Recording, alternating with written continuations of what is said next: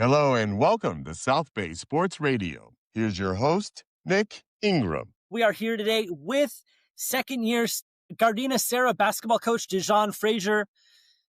After a winless league season, coach has the Cavaliers on the cusp of a Division V Southern Section title. Coach, thank you very much for joining me. Thank you for having me. It's a pleasure. Thank you. All right, before we get started, we are going to shout out today's sponsor, Barber to You, one of the most consistent barbers in the South Bay. If you can see my beard, Eli lines it up beautifully, straight razors the neck. Make sure that you are set to go for championship games, dates, any event that you want. Check him out, Barber to You at styleseat.com. All right, Coach, let's get into it.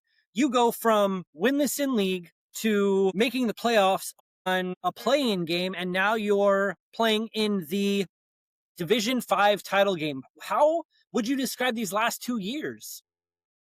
First year was rough, but we knew what the challenge was. I came over from Cantwell after we went 14-14 my first year there. I only did 1 year there. That was my first year as the head coach at Cantwell 2 years ago. I felt like I needed more experience. I felt like I did a good job as a head coach, but I wanted to learn more from more experienced head coaches. So I came over to Sarah with Derek Taylor. Before he got sick and departed, I was asked to step in and be the head coach. When I came over from Cantwell, I was able to bring over one of my assistants, Corey Lee, and then we kept one other assistant that was here under Derek Taylor, Jordan Coleman. So we had a three-man staff for the whole season doing freshman, varsity, and JV together. It was tough. We got the job around late September, early October. So we had to fill a schedule for all three levels, meet the parents, maintain, complete rosters. It was tough. We was very adamant on letting the kids know, it's going to be tough. But this first year is about getting comfortable with each other, learning each other's system. Let's just make sure we can control, and do the little things, and it'll all build up for next season. When did you have the first notion that this team could make a deep playoff run? I knew the potential we had during last season when we was in league in the Delray League. Even though we went 0-11, we had one game where we played St. Paul, and we ended up losing by like 6. And St. Paul made a deep Division I run. And just looking at that team and knowing I don't have a single senior on the team, that if we buy in and lock in over this spring, summer, and fall, that we can compete, and we can compete with anybody. So that was the first notion I had. And that team was long. They had a couple players. I saw them play against St. Bernard's, and they had a couple players that were 6'6" with wingspans that were 7 feet. So that's definitely a good sign. Correct. Tomorrow's game, we're going to talk about Friday's Division V CIF Southern Section title game. What's been the main message to your players this week as you go into that game? It's been a long week. This is my second time coaching in a championship game, a Southern Section championship game. I was on the staff of Long Beach Jordan as an assistant, and I'm not a fan of a week off. Me personally, I don't like having a week off. I feel like it's just too much film and trying to, I feel it's a lot. But the main thing we've been trying to just instill in the players is, one, is just another basketball game. It's just a game. Don't get too caught up in the highs. Don't get too caught up in the lows. It's just a basketball game. We've been here before. We played in basketball games. And then just control, we can control. We know we're going to make mistakes. I think that's been a big part of our playoff run this season, this postseason, is you're going to miss a layup. You're going to have a turnover. You might make the wrong pass. I might call the wrong play. I might make the wrong sub. But we have to be locked in together, because short-term memory, you can't dwell on the same mistake you made in the first quarter and the fourth quarters, because that's how you're going to lose a basketball game. So I feel like that's been the main thing we've been trying to instill in the players, and I feel like they've been adapting to it very good, very, very well. How do you keep a team like this loose, knowing that there's a lot of emotions going into a championship game, a lot of expectations going into a championship game? I feel like they just feed off me. When we win games, I'm the same. When we lose games, I'm the same. They've never seen me. I'm not going to say emotional, because I've showed emotion, but they've never seen me dwell on the losses or uphold the wins. They see me as an even kill player. Before the game, I'm doing the same exact thing. After the game, after we do our speech, I'm back to the same person. I'm over the game. I'm thinking about the next game. So they are starting to feel off that, and they see how I am in practice. I'm chilling. Like, people come up to me, you nervous? You nervous? Nah, they didn't even hit me yet. It's another basketball game. I think the most emotion they saw me is after we won the playing game against Verb. Just from all the hard work I knew what these guys put into that, and the magnitude of that game. I'm younger, so I didn't really know about the Gardena Serra rivalry. But, being thrown into it and, like, really adapting to it, to seeing how the boys overcame and the adversity of going into going into Verb and playing and taking up a win, and how they came and they got their win back, and then, went on a neutral site. And then the second emotional game I probably had was when we beat Vasquez at Vasquez to clinch the spot into the finals. But other than that, they see that I'm a normal person, so they're starting to just adapt to that. You played in some big games yourself. You grew up in Compton. You played in college as well. But what's the biggest thing that you take from your experience as a player and now put that in as a coach to kind of give these kids a little bit more confidence and calmness? Yeah, I went to Compton Dominguez. I graduated 2010, so we won a CIF Southern Section Championship my sophomore year, so 07. I didn't play a lot, but that team was loaded. But I told them, I take a lot of preparation that I've experienced, and I try to let them know, I would never tell you to do something that I can't do. I never tell y'all to move a mountain if I can't move a mountain. It's not physically possible. So I think another way that the kids are able to relate to me, not only just me, but all my coaches, Angel, Coach Dela Cruz, Coach Coleman, Coach Lee, Coach Holmes, is they see us. We get out of practice with them sometimes. So when we do scout defenses, we be the scout defense, and we just pick up on roles. So I think that's been a big part of just letting them know, like, we're trying to get y'all as prepared as possible. If y'all can guard me or guard our coaches who also played college basketball and high-level high school basketball, y'all can guard a high school kid today, because the strength factor is different. Now, some of them are better than us, but I think that's a big testament to it, that they see how well we just intertwine with the players. Adversity is something that hits in basketball games at any point in the game. What do you look for when you're saying to yourself, do I call a timeout? Do I not call a timeout? Do I sub a guy? Do I not sub a guy? What's the biggest key that you're looking toward when you need to make that call in a game? Most of the time, I trust my gut. It's basketball. I can tell when a player needs to get taken out just to get a good talking.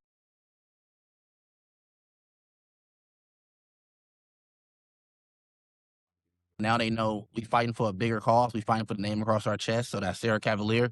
We fighting for that, and they know they're going to get back in. They know we're trying to make sure we all win the game. They under the same impression. They know I'm not coaching to lose. I'm coaching to win. And I look to my coaches. My coaches have been tremendous this postseason. Tremendous. I test a lot of these wins to Coach Coleman, Coach Cruz, Coach Dela Cruz, Coach Lee, and most importantly, Coach Holmes. I look to him for a lot of advice, especially because he's the oldest guy on the staff. Even though he's not old, we're pretty much a young staff. But I look to him a lot. He gives me a lot of advices during timeouts. Or what you should call it now, you should burn it now. Not only that, he trusts me when I say, "Oh, let's let it ride out a little bit." My coaches understand, my players understand that we're okay with a pace being a track meet that benefits us. So even if it gets to a point where it's 3 minutes have went by but no team is scoring, we put in so much work in this spring, summer, and fall that we're not going to get tired. They're going to get tired. So a lot of these games in the playoffs, we looked over and we noticed the other team is hands on their knees, tired, and 30-second timeouts, and we standing there. We don't even need a water break. So we've been able to push the tempo a lot. So the adversity, we've overcame a lot, man. One game, one of our starters had to go out of town for college enrollment. I forgot what it was. He had to go to Atlanta. We had the next man step up. When we played Northwood, our senior leader, CJ Anikwa, fouled out in the fourth quarter. So Drew Carter had to step up. Against Rancho Mirage, Dylan Frost stepped up. Against Diamond Bar, Daryl Watson stepped up. So everybody has stepped up and have shown that we got each other back. So we're okay with foul trouble. We're okay with all. Granted, we don't want it to happen. We want to play. Everybody want to play the best players all the time, but we're okay, and we know the work we put in that this team we're a team. That whole next man up mentality, how has that been not necessarily tough for you to install in these guys, but to show them that you can trust the rest of the bench instead of just yourself? I think a big part of that came from, like I said, this spring spring, summer, and fall. I keep telling everybody, when we lost our last game against St. Pius, and we lost by like 30 or 40, February 2nd, I believe. February 2nd or whatever day it was. We were back at practice February 4th. So we've been going at it nonstop. Building that team chemistry, building that camaraderie, building that brotherhood. So we went spring, summer, and fall nonstop to get prepared for this. And then our preseason schedule, we didn't play a home game till 2026. Our first home game was Bosco Tech, a league game, January 2nd. So I made sure we went into every possible region. We played in, what city was that? AGBU. We done played in Calvary Baptist. We done played in the edges of Whittier. We done been everywhere. We wanted to make sure we was put in every possible pressure situation against anybody, anytime, any place. We didn't want home games. We wanted all away games. We played Washington Prep away, losing or away. I never once said, let me get a home game. I wanted to play everybody away just so we can throw into the fire so we can keep building that brotherhood. And that's huge because you play on the road and you're in hostile environments. But how has that helped your team grow, knowing that, especially in the playoffs, you go on the road, you got a hostile environment, and it's amplified even more? The fact that we've been there, we played against some top teams at their house, or we played in top games away, and that we feel comfortable on the road. That we done filtered to a home game, and that's also a testament to our admin support and our fans and our parents, because we travel deep. These games and our cheerleaders, we don't feel like we're away game. We got the cheerleaders behind our back, and if sometimes we got the other fans behind our back, we just know how to tune that out. We played Verb and Day, we had both times actually. We had the Verb and Day crowd behind our bench. So I said, we can tune out the stuff they saying. This is a heated rivalry. It's nothing that playoff game can do for us that we haven't seen or been through before. So I think that's a big testament to it. So shout out to our fans and our parents, because they travel and they come to all the games, and it feels like we actually have home support. Our cheerleaders too. It feels like we have home support even when we on the road. So road games feel like home games to us. There's no pressure. It's just another basketball game. It's a different backdrop to us. You had mentioned some of the leaders of this team earlier, but who have been some of the guys this season that have stepped up continuously, night after night, and especially at practice? So first and foremost, always we got to give it credit out to CJ Anikwa. He was to me, that was the only person that stayed from. That's the only person that stayed from the varsity team when Bernard Montgomery was here. Everybody else, he transferred or graduated or left. So that was the only person that stayed. And that was the first person to buy in and trust what I was trying to instill. I know it's tough for him, especially because playing varsity before, you went through Montgomery, Derek Taylor, and then me. So you had 3 coaches in 4 months, pretty much. So for him to stay and buy into that. Another person who's grown tremendously was Drew Carter. So those are the only 2 people that started last year on the team. And Dylan Frost. Dylan Frost started too, the sophomore. So that was his first time.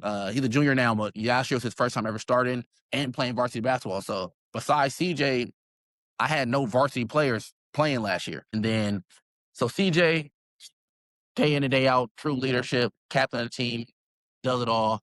Drew Carter has stepped up tremendously, buying into the system, being a point guard, trying to make sure he's a great teammate first and foremost.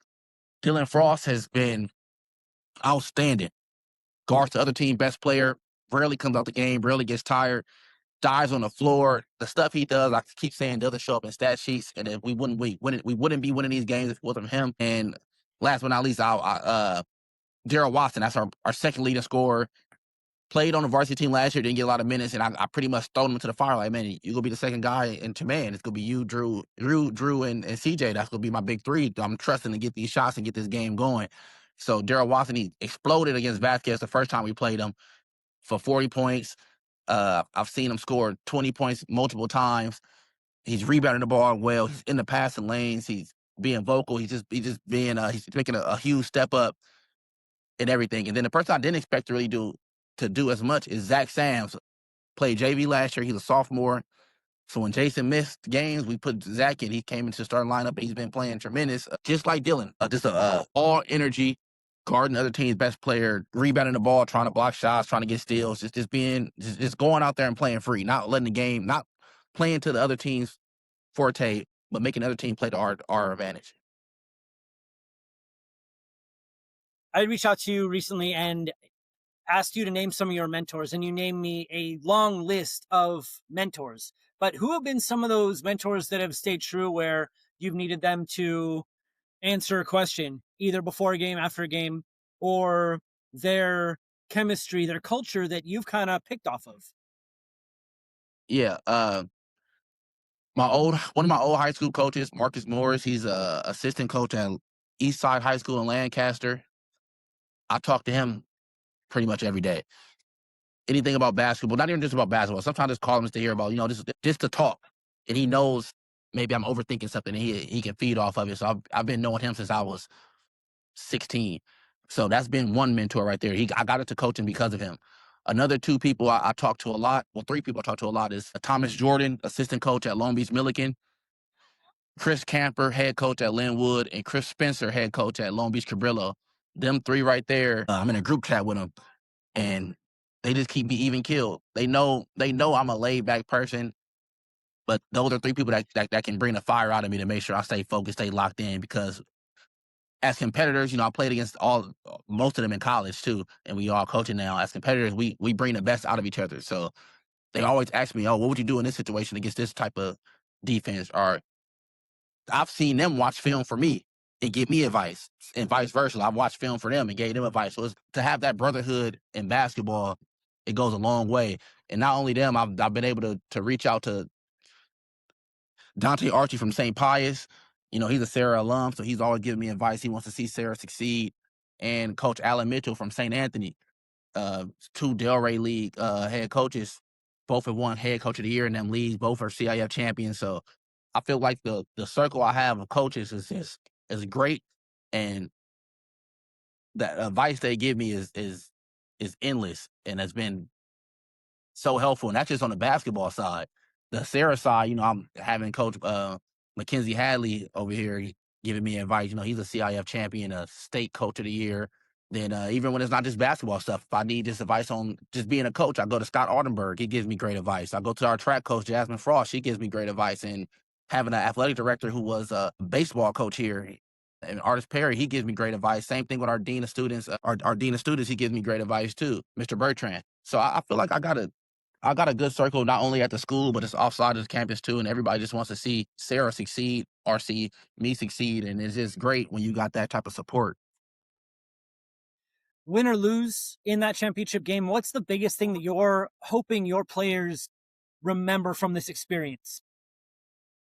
Win or lose, I tell them all the time, it's just basketball. The main thing I want them to understand is y'all earned this. Nobody believed in us whether we went on 10 or on 11 or on 12 in the league last year. Everybody just saw, oh, that's the free game. Let's make them our senior night. We lost to Bourbon Day last year. So to come out and beat them twice this year. We had good halves with Bishop Amon and Bishop Montgomery. I lost to Bosco Tech when I was at Cantwell. So to come out there and beat them twice this year. I've lost championship games with this team last year in tournaments. And then to win my first championship as a head coach this year with these guys. Just to show them how much we've grown together, the brotherhood we built, and win or lose, we still got another game. So even if we win this game, of course, be happy. But now we on to state. We can't be happy forever. Trying to get ready for state. So I'm proud of this team right now. I'm proud of everything that they went through, all the adversity they've overcame, and just how together they have become, the brotherhood that they've built, and that we're continuing to build, and the foundation that we laid down is going to go for years and years. There we go, Coach. All right, that's going to wrap the serious part of episode 89. We're going to transfer into rapid fire. I want to know more about De'Jon Frazier. All right, Coach, top 3 basketball players of all time. My top 3 is Kobe Bryant first, LeBron second, Jordan third. All right, I can dig it. You get a chance to have a meal with anybody in history. Who would it be? Kobe Bryant. That's my favorite player of all time of basketball. I look up to him. That's my goal. All right, number 24. Top 2 basketball movies. Coach Carter and Blue Chips. When you had mentioned something about hands on the knees in the huddle and your guys were ready to go, that was the first thing that popped into my head was Coach Carter. Was look at them. They're gassed. They're going to miss this free throw. We're going to go down and we're going to score. A biopic is being made about your life. Who plays you? Will Smith. That's one of my favorite actors. Will Smith. The rapper Will Smith or Wild Wild West Will Smith? Maybe Or Fresh Prince Will Smith? Not Fresh Prince, probably Bad Boy Will Smith. Bad Boys 2. Yeah. All right, Coach. Last one. Your go-to South Bay eatery and your favorite dish there. My favorite South Bay eatery, I'm not gonna lie, when I come over here, I go to Jamba Juice a lot. And my favorite Jamba Juice order is razzmatazz with raspberry sherbet instead of the orange sherbet. But if it's not that, I'll probably go to like Cane's or Chick-fil-A, and I'm a chicken strip and fries and a lemonade, man. I'm simple. Well, what if you're back? What if you're where you grew up? What would you go to? Where would you send me if I was hanging out with you for a couple hours? If we was near Compton, we detour a little bit off and go to Linwood. I go to this restaurant called La Pasta, and I get the lasagna, man. Top 3 eats. Coach Jordan from Linwood he's at Milliken now, but he's the coach at Linwood. He put me onto it. That's one of my favorite meals right there. The lasagna with a lemonade, and watch some basketball at Linwood High School with all the AAU games going on. That's simple to me. There we go. All right, Coach. Thank you very much. I appreciate your time. Good luck to the Cavaliers tomorrow. Thank you for having me.